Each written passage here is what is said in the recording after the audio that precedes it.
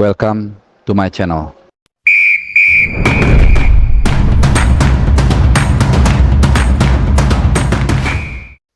Ya, halo, salam sehat, selamat hari Selasa juga buat teman-teman semua, pecinta ataupun yang setia mengikuti channel gua.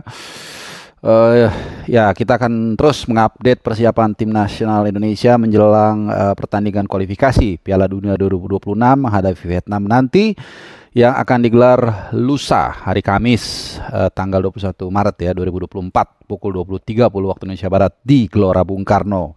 Jadi banyak perkembangan yang sudah kalian ikuti juga pastinya ya dalam bahkan 24 jam terakhir, termasuk juga pengambilan sumpah dari duo yang sudah dinanti-nanti oleh kalian semua, oleh kita semua, yaitu apa ya panggilnya ya, Bang atau Mas Bro lah sekarang ya karena udah orang Indonesia, yaitu Ragnar Oratmangun dan juga Tom Haye. Jadi seperti yang sudah gue informasikan di video gue kemarin terakhir, dan itu memang infonya A1 dan terbukti mereka memang diambil sumpahnya kemarin malam. Rencananya memang jam 22-an lah, sekitar jam 10 malam, tapi mundur sedikit kelihatannya baru sekitar setengah 11 atau jam 11 ya, hanya biasalah ya bergeser sedikit. Kalau bukan telat bukan orang Indonesia namanya. In a good way. Ya, dan yang menarik adalah sedikit sebelum gue bahas terkait dengan latihan perdana timnas, kemudian juga dan soal jersey dan sebagainya. Jadi gue mau sedikit cerita. Jadi kemarin itu memang satset. Ini kita harus berikan apresiasi. Kalau orang yang kenal gue berapa puluh tahun lalu, gue sering mengkritik PSSI, gue sering mengkritik tim nasional kita, dan mungkin kalian juga sama. Gue baca komen-komen, aduh bang, baru kali ini gue senang ngikutin timnas setelah lama nggak apa namanya ya, bukan nggak tertarik tapi nggak get into it gitu ya. Tapi memang faktanya kalau bagus ya kita bilang bagus kan. Saat ini memang banyak perkembangan yang dilakukan, ada usaha real ya. Salah duanya adalah itu tadi, apa namanya, menarik ya pemain-pemain yang punya darah Indonesia ke tim nasional Indonesia, dan juga tentunya dengan melibatkan Sintayong sebagai pelatih tim nasional kita ya, karena ini penting. Nah, kemarin sedikit gue balik lagi cerita.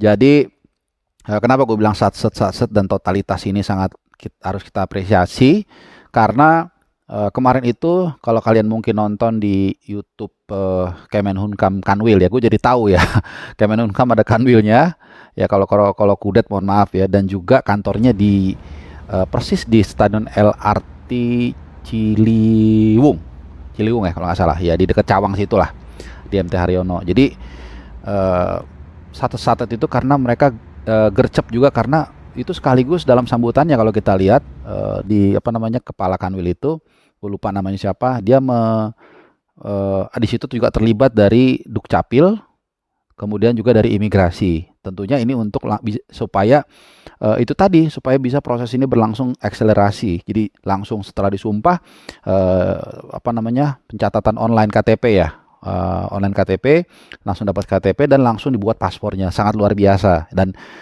sekali lagi kita sesekali lah membayangkan bagaimana ini semua kan dirancang nggak mudah ya, dari mulai aspek politik, legislatif menyetujui, ini kan berarti ada lobby-lobby, ada usaha yang mereka lakukan, kemudian juga berkoordinasi dengan sekretaris negara supaya Presiden Jokowi juga menandatangani ini, karena memang prosedur seperti itu tata negaranya, kemudian bagaimana mengkoordinasikan berbagai instansi supaya ini bisa langsung selesai dalam satu malam ya. Jadi kayak Roro Jonggrang.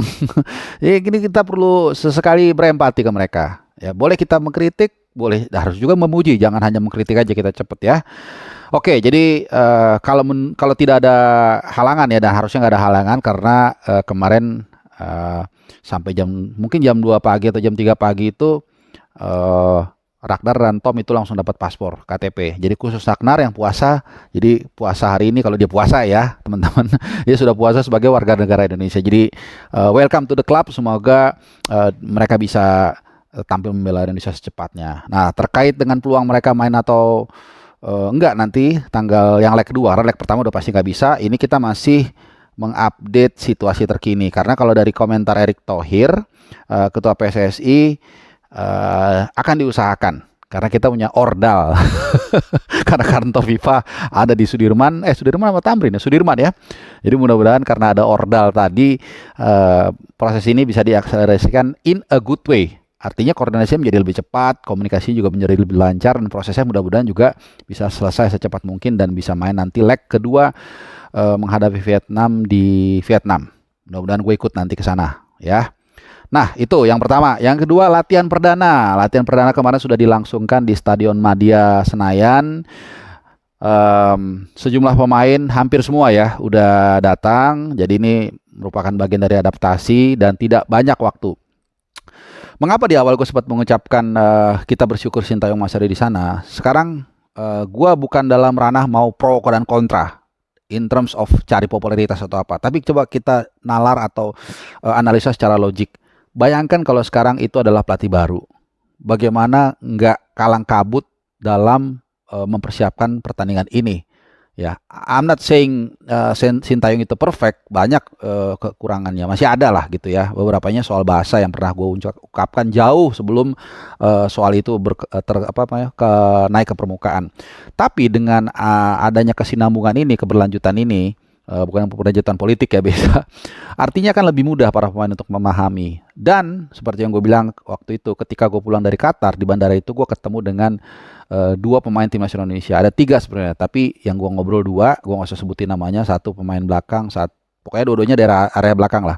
Ya dia mengatakan dia udah oke, udah nyaman, jangan diganti-ganti lagi. Mungkin suatu saat diganti iya, tapi metodenya udah tahu. Jadi mereka ketika berkumpul 2-3 hari aja mereka udah langsung ngerti mesti ngapain. Apalagi kemarin Sintayong terbang ke Belanda ya untuk memberikan sedikit ujangan pasti ke pemain-pemain yang ada di sana ya, terutama yang akan tampil Ivar Jenner, Rafael Strijk ya, ya kalau Sandy Walsh kan nggak main ya. Jadi ini akan memudahkan mereka dalam meracik ya strategi dan taktik yang terbaik, kekompakan juga dalam waktu yang sangat singkat. Dan kita mesti paham juga loh, kayak misalnya Marcelino Ferdinand itu terbang kan nggak sebentar ya, 18-19 jam, walaupun mungkin naik bisnis kelas ya mungkin. Yang pasti itu kan juga melelahkan. Bahkan kalau seandainya kayak Tom Haye sama Ragnar itu, mereka bolak-balik loh teman-teman. Minggu lalu mereka udah habis pertandingan minggu lalu, mereka terbang ke Indonesia, tapi karena tertunda ya karena ibu cantik lagi ke Paris ya. Kemudian dia balik lagi ke Belanda, main, kemudian balik lagi ke Indonesia untuk tanda tangan. Jadi kita juga sedikit lah ya, gue mengajak kalian berempati dengan usaha-usaha yang sudah seluruh stakeholder sepak bola Indonesia lakukan ya, mulai dari pemain dulu lah ujung tombak, kemudian pelatih, kemudian ketua PSSI, Esko-nya dan seterusnya, termasuk juga Komisi 3, Komisi 10. Gue jarang-jarang memuji orang politik, dan juga Kemenhukam. Terima kasih bapak-bapak yang sudah mewujudkan harapan netizen Indonesia sehingga dua pemain tersebut jadi warga negara Indonesia. Jadi kembali lagi ke soal latihan kemarin. Ya kita berharap ya dengan sudah ada kesinambungan ini, nanti kita bisa lebih mantap dan juga lebih pede menghadapi Vietnam. Satu, karena itu ada kesinambungan. Kedua, we've done before ya. Kemarin kita mengalahkan Vietnam, kita bisa nggak jauh, dan gue berharap juga kita bisa menang lebih meyakinkan lagi. Ya kemarin kita menangkan dari titik putih, tidak salah juga, tapi mereka juga pasti nggak akan diam. Mereka pasti akan terus mencoba untuk mencari formula terbaik mengalahkan kita juga. Kita harus mengingat itu, jangan cepat puas ya. Apalagi sayur sudah dimulai, mereka ngomong apa, nah itu harus hati-hati ya. Karena dalam perang kadang-kadang dalam pertempuran ya, yang penting adalah bagaimana kita juga memenangkan peperangan, bukan hanya pertempuran. Ya kita bisa aja di lapangan secara kualitas mungkin di bawah misalnya. Tapi kalau kita punya mental, kita bisa sayur, ini yang penting. Ini juga bisa akan membantu pemain di lapangan lebih fokus ya. Jadi persiapannya sudah lumayan matang. Jadi termasuk juga Jai Itses sudah masuk, sudah latihan. Jadi bagus, jadi satu langkah langkah positif. Jadi satu persatu sudah mulai ikut latihan. Tapi sayang memang Sandy Walsh cedera dari kabar terakhir. Kemudian juga Sen Patinama, sama satu lagi yang cedera siapa? Jordi Amat ya kalau nggak salah. Jadi 3 pemain itu diragukan atau hampir pasti nggak main. Nah, cuman untungnya Jai Itses akan bisa mengcover salah satu area tersebut, pemain belakang. Padahal tadinya kalau Sandy Walsh main keren tuh.